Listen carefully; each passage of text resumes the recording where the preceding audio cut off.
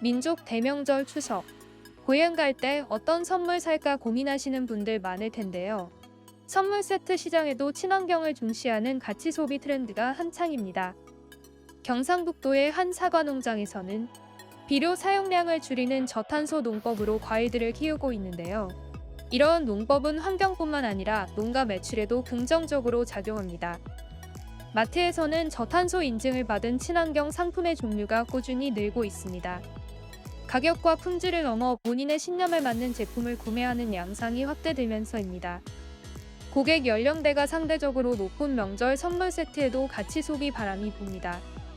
국내 한 백화점에서는 플라스틱 포장재를 사용하지 않은 친환경 과일 세트가 조기에 완판됐는데요. 생산부터 판매까지 모든 과정에 걸쳐 온실가스 배출을 줄일 수 있는 상품이 주목받고 있습니다.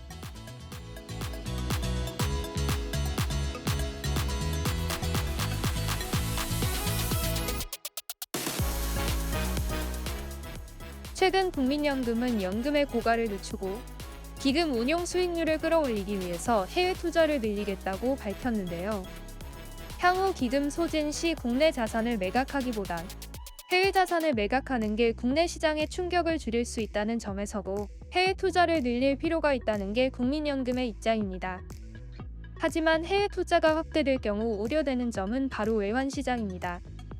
해외 투자를 위해서 원화를 팔아 달러를 바꿔야 하는데 그렇게 되면 외환 시장에서 달러 강세로 인해 환율이 치솟게 되기 때문입니다. 현재 국민연금은 환율에 그대로 노출되는 환오픈 전략을 사용하고 있습니다. 다만 외환 시장 안정화가 필요하다는 외환당국의 요구에 지난 2022년 전략적 환해지 비율을 10%로 설정했습니다. 환 노출을 유지할 경우 국민연금은 환율 상승 시 투자자산 수익률이 높아지는 효과도 기대할 수 있습니다. 또 막대한 환해지 비용을 부담하지 않아도 됩니다.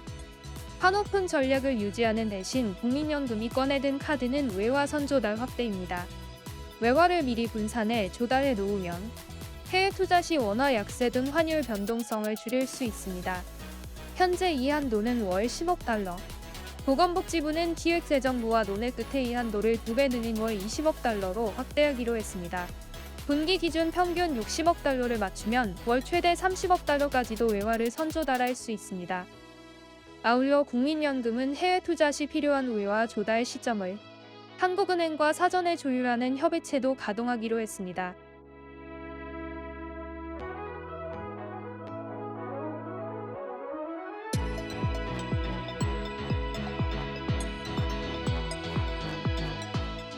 최근 정부가 유산 취득세 전환에 대한 의지를 밝혔습니다. 현행 상속세는 상속받은 전체 재산에 세금을 물고 있습니다. 이른바 유산세로 재산 상속을 둘러싼 분쟁도 빈번합니다. 유산 취득세는 상속인 각자가 받은 몫에만 과세하는 개념입니다. 조세 저항은 줄어들지만 세금 체계 전반의 대수술이 불가피합니다. 정부는 연구 용역과 공청회를 거쳐 연말께 내용을 확정할 방침입니다. 5억 원의 일괄 공제 혜택은 폐지하는 쪽으로 추진됩니다. 받는 재산이 제각각인 만큼 논리적으로 맞지 않다는 겁니다.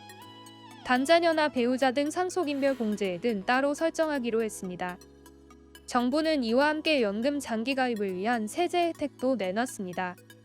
개인연금을 종신형으로 수령할 경우 기존 4%였던 세율은 3%로 낮춰줍니다. 퇴직금을 개인연금 계좌로 20년 이상 나눠받으면 50% 감면을 하기로 했습니다. 또 내년 시행인 금융투자소득세는 폐지 필요성을 재차 강조했습니다. 중산층 세부담 완화의 여야가 인식을 같이 하고 있지만 핵심 쟁점에서 대치는 계속될 전망입니다.